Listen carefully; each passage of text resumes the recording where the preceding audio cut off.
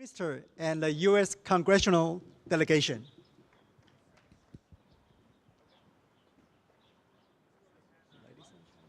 Yeah. Oh, that's right. Yeah. That's great. Okay. And ladies and gentlemen, good afternoon. Welcome to the press event for the U.S. bipartisan congressional delegation led by Chairman Mike Gallagher of the House Select Committee on the strategic competition between the United States and the Chinese Communist Party. First, please allow me to introduce our distinguished guest, Minister of Foreign Affairs, Dr. Joseph Wu, Representative Mike Gallagher, Chairman of the House Select Committee on the CCP, Representative Raja Krishnamurthy, Ranking Member of the House Select Committee, Representative John Mulenar, Representative Seth Morton, Representative Dusty Johnson. And in the beginning, I would like to invite Minister Wu to address the audience. I didn't realize that I have to say anything, but I want to welcome the distinguished member of the Select Committee to come to Taiwan. As we know very well, Taiwan has been under tremendous military, economic, and also hybrid coercion by the PRC. And therefore, for us, China or the PRC is a prime issue for us. And the committee led by Chairman Mike Gallagher has been a tremendous supporter of Taiwan. And we would like to welcome them to Taiwan to speak about our bilateral relations with the United States, to speak about the regional situation, and most important of all, we want them to tell us how Taiwan and the United States are going to work closer with each other in order for us to be able to deal with the coercion presented by the PRC. And on behalf of the Ministry of Foreign Affairs, I would like to extend my most sincere welcome to the members of this Select Committee. And now, let me invite the chairperson. Thank you. Appreciate it. Thank you so much. It's truly an honor to be here today, and this is my second trip to Taiwan. It's the ranking member's second trip to Taiwan. Slightly less fanfare traveling with me than with the Speaker of the House, Pelosi, at the time. Seth has been here. This is his second trip. We have two that are coming for their first time, but it's an amazing, amazing place. And I was eager to come back and look forward to many return journeys in the future. We had a fantastic meeting with President Tsai. She's been a remarkable friend and partner, and really a partner of this committee, because one of the biggest and first things we did was welcome President Tsai at the Reagan Library in the United States for a day that really set the tone for our entire committee's work, and what a historic and remarkable presidency she has had. We also had a great meeting with President-elect William Lai, and we're very excited about just the opportunity to continue to deepen the partnership between the United States and Taiwan, and very confident that that will happen in the future. What you're seeing here today is a group of legislators, Democrats and Republicans, here on, I think, fundamentally a mission of peace, thinking through what we can do to enhance peace and stability across the Taiwan Strait. And the closer that we interact, legislators in America, legislators in Taiwan, I think the better chance we have at preserving the peace. And in the committee's work, it's clear that the foremost threat to peace and stability across the Taiwan Strait is the increasing aggression of the Chinese Communist Party. That is the mission we've been tasked with, is understanding that threat and figuring out ways we can, in bipartisan fashion in the United States, combat it in pursuit of peace. And one of the things I said in the very first hearing we ever did, I drew attention to something that an obscure Chinese academic wrote in 1991 in a book called America Against America. This was a critique of the nihilism and internal conflict he found at the heart of American society. These days, that academic is one of the most powerful men in the world, and his name is Wang Huning. He's a member of the 7-person Politburo Standing Committee, which is the highest governing body within the CCP. It occurs to me, after a year of doing this with my friends, that America Against America also describes the strategy that Wang, that Xi Jinping, and the CCP have pursued in the years since, in America, in Taiwan, and around the world. The strategy of pitting people against each other to undermine our countries and our resolve. It's also the strategy they pursue on the international stage. Divide and conquer. Divide countries, divide allies, divide partners, divide the free world. But being here today, I am extremely confident that that strategy is failing. Standing here together, we are evidence of that failure. Democrats and Republican, blues and greens, the people of Taiwan and the people of America united against authoritarian aggression.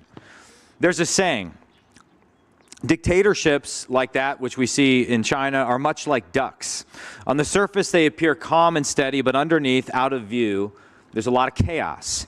In contrast, thriving democracies are like the ocean. On the surface, they're chaotic, they're seemingly messy, they're not designed for efficiency, they're full of disagreements, especially when you have divided government like we have in the United States. But underneath those choppy waves, they are calm, they are strong, and they are unbeatable. Free people don't need a dictator to tell them what to think. They know the truth. They see the Chinese Communist Party for what it is, a Marxist-Leninist regime for which people are mere tools for the party. And free people know what is at stake, our dignity, our rights, and our freedoms. They know that this is about what kind of world we want to live in, and they're standing up for what's right. The United States, Democrats, and Republicans stands with Taiwan for your freedom and for ours. For as Taiwan goes, so goes the world. Taiwan must remain, as it stands today, a candle, burning freely, fiercely, and improbably against the darkness. So thank you to our friends in Taiwan for your hospitality. Congratulations on a remarkable election and another peaceful transfer of power. We look forward to doing everything in our power as legislators to deepening this partnership for decades to come. Thank you very much. Thank you, Chairman. Now I would like to invite Representative Krishnamurthy to say a few words. Thank you. Thank you. It's an honor to be here, and as I like to say, it's an honor to be any place they can pronounce my name correctly. So thank you. I was here at this very spot 2 years ago in a little noticed visit by then Speaker Nancy Pelosi.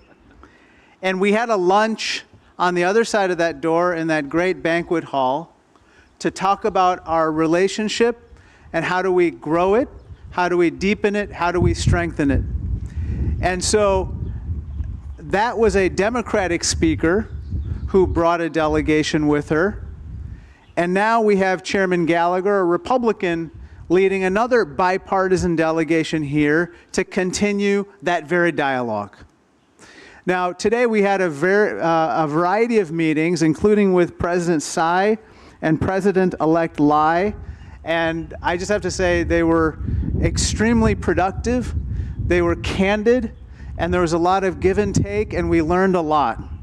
Here were my 3 takeaways from those meetings. First of all, there is deep, deep bipartisan support for the relationship with Taiwan and for the status quo, and no unilateral changes being made to the status quo. We strongly support President-elect Lai and President Tsai's continuing insistence that all differences between the PRC and Taiwan be resolved peacefully. That's very important. The second takeaway that I had was that the people of Taiwan, just as the people of the United States and people around the world, are watching what's unfolding in Ukraine very closely. Very closely. And in fact, at our meeting, President-elect Lai showed us a picture of what some people had grown in the way of blue and gold orchids in Taiwan in their symbol of standing by the people of Ukraine. But what was much more important than anything else in that conversation about Ukraine is making sure that the people of Ukraine succeed in beating back authoritarianism and the criminal invasion by Russia. And that is why we are so keen on making sure that the supplemental appropriations bill that the U.S. Senate has sent to make sure that Ukraine is properly aided actually succeeds in the House as well. Because as President-elect Lai made very clear, and President Tsai, if for some reason the Ukrainians do not prevail, that will only encourage hostilities against Taiwan. The third takeaway is that same supplemental package has important resources for the Indo-Pacific region. And again, all the people that we talked about said it was so important for us to continue to invest in the Indo-Pacific defenses and making sure that we deter and we discourage any hostilities. Because at the end of the day, it's about discouraging hostilities, discouraging conflict, and making peace. So with that, I say thank you again. Thank you, Representative. And now I would like to open the floor to questions. Because the delegation has a busy schedule, we will only take 4 questions. So if you have questions, raise your hand and tell everybody your name and the medium you belong to. And Ben.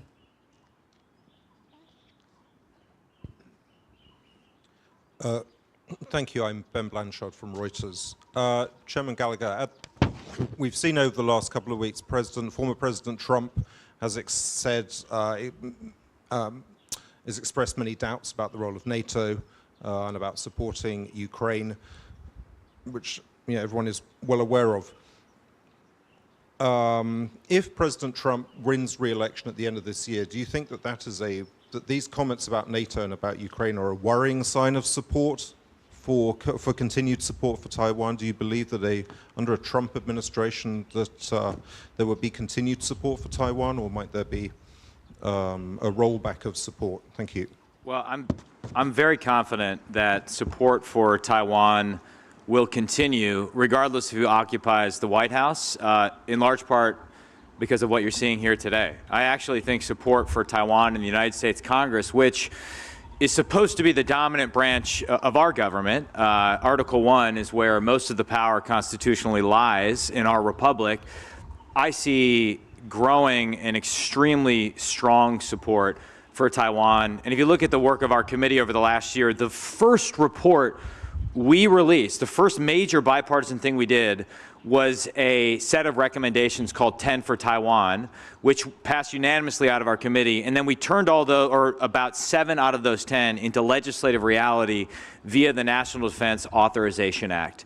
So I'm confident, regardless of how the presidential election goes, that we will maintain our support not only for Taiwan, but also a posture of internationalism and engagement. I think we all recognize that for America to succeed, we need to have allies and partners, and we need to look for ways to deepen those relationships, particularly as we look to reset simultaneously our economic relationship with China and reduce our dependency on China for critical goods. The only way that works is if we intensify simultaneously our economic and technological partnerships with places like Taiwan. And there, I think we still have a lot to do. We've passed the double taxation agreement in the House in a tax bill.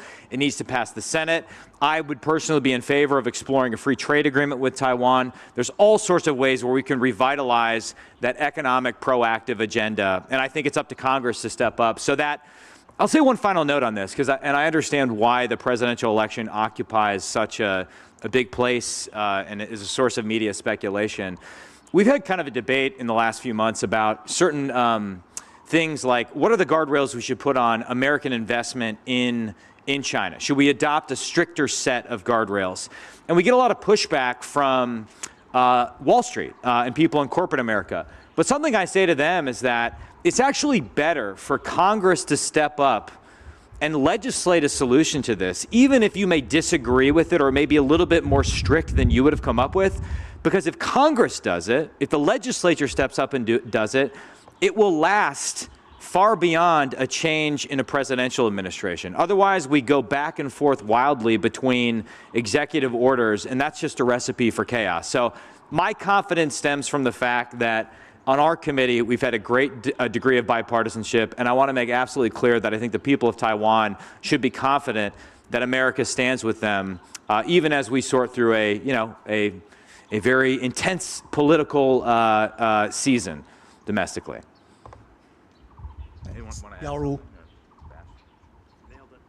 My name is Charlotte Young, and I'm with Liberty Times in Taiwan. And my question is for Mr. Gallagher. Oh, there you are. Sorry. We're seeing China's expansion in the Indo-Pacific region during countries with diplomatic ties with Taiwan. More recently, Nauru and possibly Tuvalu. What's U.S. response strategy, and how would you interpret such actions from China? Thank you. Great question. I think one thing that's come out of some of the tabletop exercises that we've done on the committee is that not only do we need to get the military investments right in the region, and I think that is the most important thing. We need to ensure that we're delivering on the foreign military sales that you've purchased, that we've approved, but have yet to be delivered. We have a $20 billion backlog. That's probably the biggest thing we can do to deter China and reduce its aggression. But we also need a coordinated economic strategy with our allies and partners, so we're not making up a response when China does something that could be labeled economic warfare. We're not trying to improvise what the sanctions response is. And so doing a lot more thinking with Taiwan, with some of our treaty allies in the region about a coordinated allied framework to resist CCP economic coercion, I think is the direction we need to go. You mentioned Nauru. I think it's fair to say, and Mr. Moulton actually, we were talking about this earlier, he just returned, he was in Japan before this. It's critical that American legislators get to the region and express support, particularly in areas where we tend not to pay as much attention to. For example, right now in the United States, we're having a debate about renewing and appropriating money for the compact and free association states in the region. Absolutely critical that we do things like that. Developing expertise in countries like the Philippines, deep regional expertise, Indonesia, area where we know we're just going to have to stay engaged. It's my experience that that attention goes a long way, and we just have to show up. We have to be here in the region, constantly signaling to our friends that we stand with them, and constantly signaling to our enemies that we won't stand by as they pursue the route of aggression. Thank you, Chairman. Eric. Hello, this is Eric from CNN. Welcome to Taiwan. And I basically have a follow-up question to what Ben asked earlier. So over the last few months, obviously there have been growing debates in the United States about continuing to fund Ukraine in its war in its defense against Russia's invasion. What would be your message of reassurance to the Taiwanese people that they shouldn't be concerned about potential U.S. commitments toward Taiwan, given the internal divisions over Ukraine? Thank you. Well, what is it that Winston Churchill said about America? We can always be counted on to do the right thing after we've exhausted all the other alternatives. So just give us some time to exhaust the alternatives, and we'll eventually get there. But at least I'll speak for myself. I think it's absolutely, and what we've heard today is that the outcome in Ukraine matters not only for Ukraine and American credibility, but for deterrence in the Indo-Pacific, for cross-strait deterrence. And increasingly what I see is a de facto alliance between China and Russia, and to a lesser extent Iran. It's, you could call it an axis of authoritarian powers that is determined to undermine, if not destroy, American global leadership and our entire alliance structure that we've painstakingly built over the last several decades. And so I think it's important that we continue to fund with lethal assistance to Ukrainians, and also use this as a moment where we can revitalize our entire defense industrial base and make a generational investment in restoring our arsenal of deterrence so that we can surge production of and stockpile critical munitions here in the Indo-Pacific before deterrence fails. And that's absolutely critical because unlike Ukraine, Taiwan, as you may have noticed, is an island, and therefore it would be harder to resupply in the event of a conflict. We need to learn the lessons of why deterrence failed in Ukraine, apply them to the Indo-Pacific so that we don't find ourselves having to fight a war. We want peace, and though deterrence is very difficult, war is much more difficult. And so an ounce of deterrence is worth a pound of war, and that's what we're dedicating ourselves to, and I'm confident we'll find a way forward. I think that one of the most interesting things that we found at our hearings that we had recently is that, for instance, Secretary Pompeo, Mike Pompeo, Republican, came out very strongly in favor of this aid for Ukraine. Why? Because he said, if we don't provide this aid to Ukraine, it's going to be viewed as a sign of weakness by our adversaries, making war more likely over Taiwan. Another thing that came out in that hearing is I'll remember this very clearly. A witness said, you can't be tough on China and weak in your support of Ukraine. You can't. You can't be inconsistent. And so that's why I'm telling everybody in good faith on both sides of the aisle, we got to get this done now. Not tomorrow, now. The moment we go back. And it's going to take time once we pass that aid for it to actually get translated into actual equipment and material on the battlefield. And now is a time of desperation in Ukraine. And we cannot flinch in the face of what I think is evil. We have to perform at this moment. Thank you, representatives. So the last question goes to Joe. Hi, Senator. This is Joseph from Central News Agency in Taiwan. First of all, welcome to Taiwan to all the first or second time Congressman. You have mentioned about deterrence, and the last time you visited here in 2023, you expressed concern about the backlog, about the delay of delivery of weapons to Taiwan. And now, exactly a year later, the problem is still there. So is there anything that the U.S. Congress can do to speed up that delivery process amid China's continued expansion? And another side note is that the last time you hear is more secretive. Is there a reason why the last time you visit is more low profile and this time more publicly? Thank you. I was low profile last time. He'll say something and I'll follow up, yeah. On the first part, I think the Biden administration has done a tremendous amount to try to expedite the shipment of arms and articles of self-defense to Taiwan. All that being said, we know that the defense industrial base is under tremendous stress right now, and that's why, as part of our 10 for Taiwan recommendations, one of the things that we have recommended and Chairman Gallagher has championed as a member of the House Armed Services Committee is multi-year appropriations. This is something that's the biggest no-brainer ever, and yet we're not doing it in Washington, D.C. What that means is basically allowing companies that produce, say, bullets, to know that there's going to be business or demand for those bullets over a certain number of years, as opposed to just 1 year. If it's just 1 year, they'll only make investments to make sure that enough bullets are completed that 1 year. But what we're realizing is that we need it over an extended period of time. So that's the fundamental challenge that we have. But another thing that we talked about is that we should start thinking about what we can co-produce here in Taiwan with regard to those items where perhaps you don't need a lot of intellectual property to be transferred, but you do need industrial capacity to be dedicated to it. So for instance, 155 artillery. This is in incredibly short supply around the world. We know this in Ukraine to be the case. And Taiwan could be a potentially great partner in the production of 155 millimeter artillery.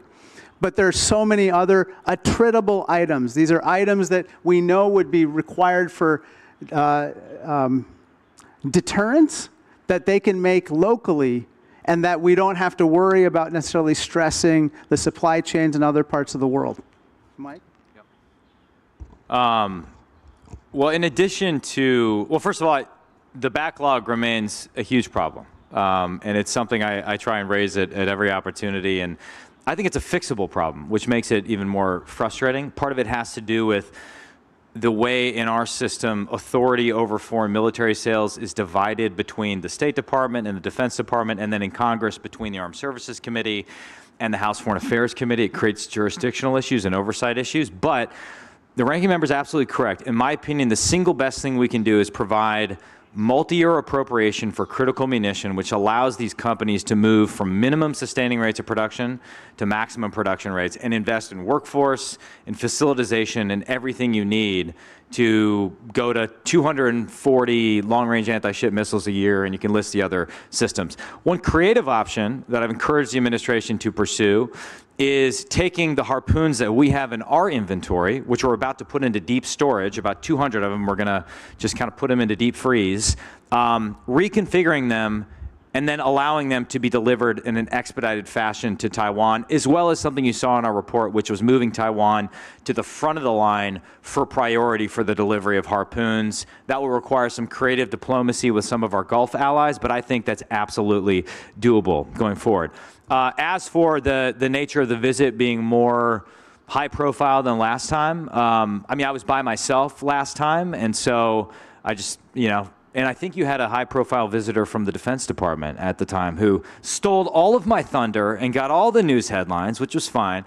But I think this time, since we have a bipartisan delegation, and since you just had an election, we thought it was very important to publicly send a signal of unified American support for Taiwan.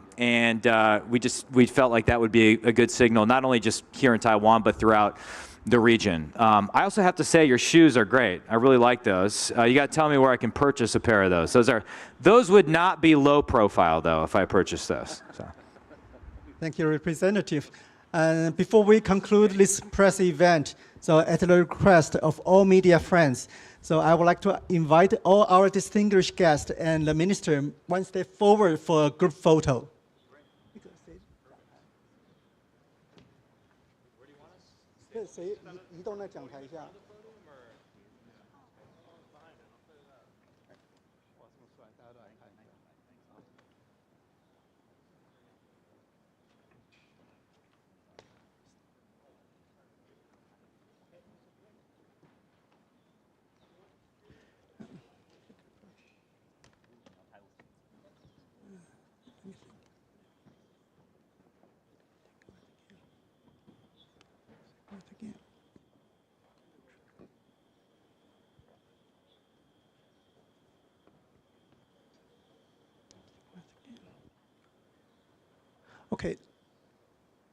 Okay, let me thank once again for the delegation for traveling from afar to be with us today. I also like to thank all media friends for attending this event. Thank you very much and wish everyone a good day.